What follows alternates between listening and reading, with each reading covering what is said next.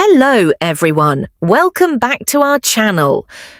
Today we are going to explore one of the grandest and most tragic monuments in history, the Agra Fort. This is not just a story about giant red walls and royal palaces. This is a story about supreme power, betrayal, secret grief, and an emperor trapped inside his own creation. Many people know the Taj Mahal, but right across the Yamuna River stands a vast red fortress that holds the real secrets of the Mughal Empire. A place built to project absolute control eventually became a gilded prison for the world's wealthiest ruler. Imagine standing behind red stone walls that reach 70 feet into the sky. Around you are marble halls, golden roofs, and sparkling fountains. But you cannot step outside the gate. This was the fate of Emperor Shah Jahan. He was the man who built the peacock throne. He was the man who constructed the Taj Mahal for his beloved wife. Yet, in his final years, his own ambitious son, Aurangzeb, stripped him of his crown, seized his treasury and locked him inside Agra Fort. Shah Jahan had every luxury, but zero freedom. He had soft silk, but no power. His choice was painful: accept life inside a marble cage or lose his life completely. While watching this video, you can practice your English listening skills with me. Listen slowly. Feel the emotional weight of history. Repeat these key vocabulary words with me: fortress, emperor, sandstone, prison, betrayal, empire, palace, power, loyalty, and marble. If you love learning English through fascinating historical stories, please like this video, subscribe to the channel, and press the bell icon so you never miss a lesson. The red walls of Akbar. Long before it became a royal palace, Agra Fort was a simple brick fortress called Badalgah. In the 16th century, the third Mughal emperor, Akbar the Great, decided to make Agra his capital. The old brick fort was crumbling. Akbar wanted a massive stronghold that would make his enemies shake with fear. In the year 1565, Akbar ordered thousands of stonecutters, architects, and builders to build a fortress out of rich red sandstone from Rajasthan. It took 8 years of daily labor to complete.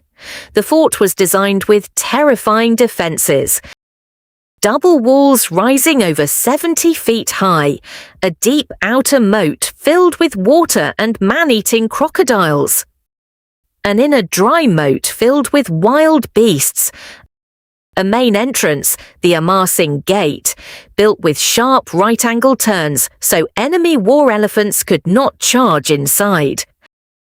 Akbar built Agra Fort to show supreme military power.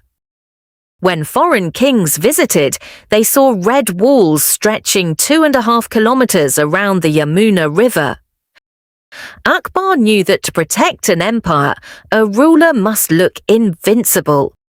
He thought he had built a wall against all enemies. But history often proves that the greatest dangers do not come from outside the gates. They come from within the royal family. From red sandstone to white marble. As generations passed, Akbar's grandson, Shah Jahan, inherited the throne in 1628. Shah Jahan did not care much for cold red sandstone military buildings. He loved art, luxury, and pure beauty. He tore down many of Akbar's original red stone quarters and rebuilt them using pure white marble inlaid with precious gems, a technique called pietra dura. He created the Diwan-i-Am, the hall of public audience, where he sat on a raised marble throne to hear complaints from his citizens. He constructed the Diwan-i-Khas, the hall of private audience, where kings and ambassadors walked across Persian carpets to see the famous peacock throne, encrusted with diamonds, rubies, and emeralds. He built the Sheesh Mahal, the glass palace, whose walls were covered with thousands of tiny glass mirrors imported from Turkey, lighting up like stars when a single candle burned inside.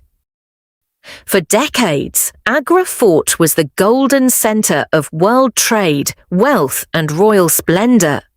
But wealth always attracts jealousy, the betrayal, and the golden cage. In 1657, Emperor Shah Jahan fell dangerously ill. Word spread across the empire that the ruler was dying. Immediately, his 4 adult sons began a brutal civil war for the throne. The most clever and ruthless son was Aurangzeb. Aurangzeb crushed his brothers in battle. When Shah Jahan suddenly recovered from his illness, Aurangzeb refused to step down. Aurangzeb marched his army to Agra Fort, surrounded the high walls, and cut off the water supply from the Yamuna River. The old emperor had to drink dirty water from indoor wells. Realizing he was defeated, Shah Jahan opened the gates. Aurangzeb seized the imperial treasury, placed the fort under heavy guard, and declared himself emperor. Shah Jahan was restricted to an octagonal white marble tower inside the fort called the Musamman Burj. For 8 long years, 1658 to 1666, the creator of the Taj Mahal lived as a prisoner inside his own marble palace. Every single morning, Shah Jahan stood on the marble balcony of the Musamman Burj, looking across the Yamuna River. Just 2 miles away stood the shimmering white dome of the Taj Mahal, the tomb he built for his late wife, Mumtaz Mahal. He could see her rest in place, but he was never allowed to step outside to touch it. When his eyesight faded in his final days, his daughter Jahanara placed a small mirror on the wall of his room so he could view the reflection of the Taj Mahal from his bed.